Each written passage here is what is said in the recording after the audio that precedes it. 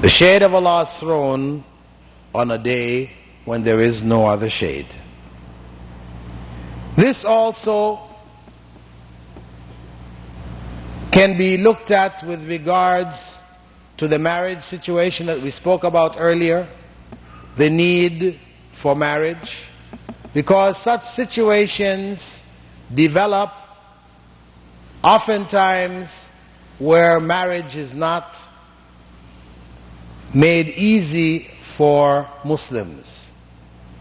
We should facilitate, encourage marriage, early marriage, to avoid this, so that young men and young women may grow up chaste,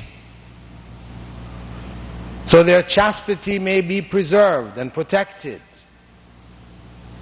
so that we don't have to resort to corrupt and artificial means like the practices of genital mutilation found in places like Egypt and the Sudan, where people seek to artificially ensure chastity on the part of women, an evil practice which has nothing to do with Islam at all. Better we just marry them young. We marry them young, we don't have to get into these things. We don't have to think about it, we don't have to try to avoid it, because they have married at the age which was recommended by Prophet Muhammad sallallahu alaihi wasallam. And when we speak of issues of marriage to people, or marriage of people who are young, it is important also for us to keep in mind an issue wherein the Prophet Muhammad ﷺ has been maligned by some involved in missionary work amongst Muslims as a means of bringing Muslims down, making them feel ashamed of their religion.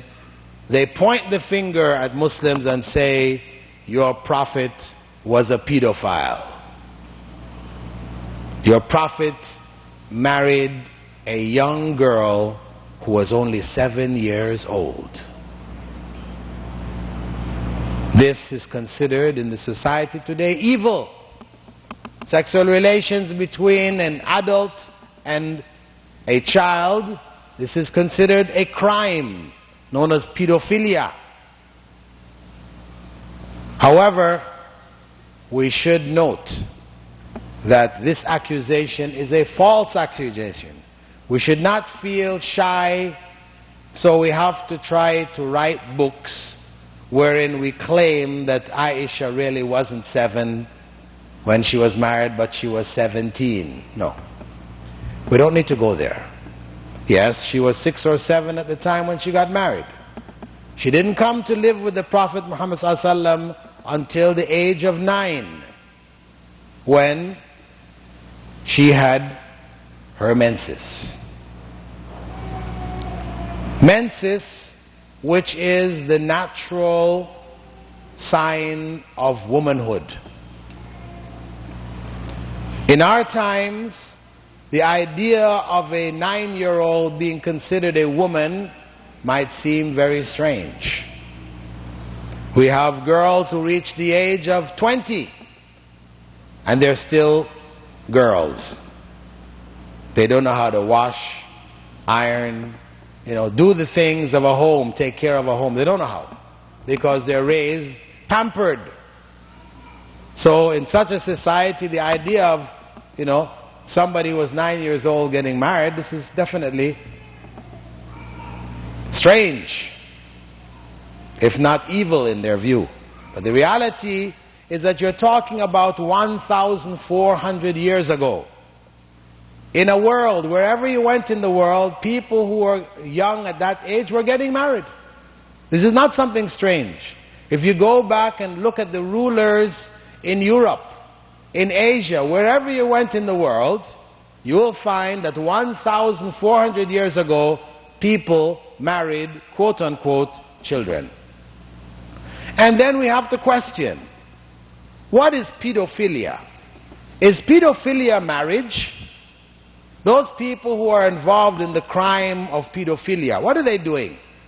They are going to third world countries, poor countries, where people are desperate, and they are buying these children and abusing them sexually.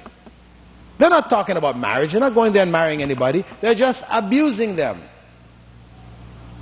This is pedophilia. Marriage is a whole other thing. Marriage is an institution. Marriage is honor. There is honor there. A person's honor is protected.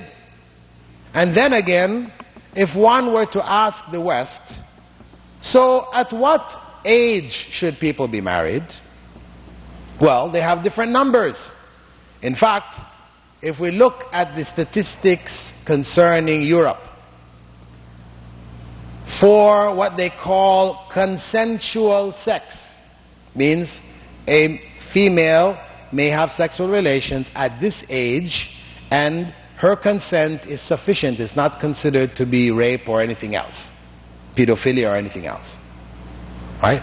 Not talking about marriage now. They're just saying she can have sexual relations freely at this age. In England, it's 18. In France, it's 17. In Germany, it's 16. In Italy, it's 14. In Holland, it's 12. So then what is the age? What number are we going to use? These are just arbitrary numbers they've just thrown around. So what is considered a crime in one country is considered perfectly legal in another. And this is within the European Union itself. What Islam has prescribed here is puberty. This is a real dividing line. When a girl becomes a woman. A little woman, but still a woman. This is God's sign in what we call nature, showing that she is now capable of bearing child. So there is nothing wrong with it, nothing we should be ashamed about. So marriage should be encouraged to protect the society, males and females, from ending up in these situations of corruption, where they're driven and tested because of their state of having not been able to get married because of a variety of different reasons. Obstacles which are placed in front of them by parents in our societies today. We need to fight against these. And a young woman needs to know that if she feels herself in need of marriage, and if her parents refuse to marry her, her father, who is her guardian, he refuses to marry her because the person who wants to marry her is not a Pakistani, or is not an Algerian, or is not a Malaysian, or is not an Arab, or is not. These reasons, which have nothing to do with Islam, which are cursed by Allah, about which Prophet Muhammad ﷺ said, "Man da'a ila al-asabiyya falaysa minna." Whoever calls to nationalism, tribalism, is not of us.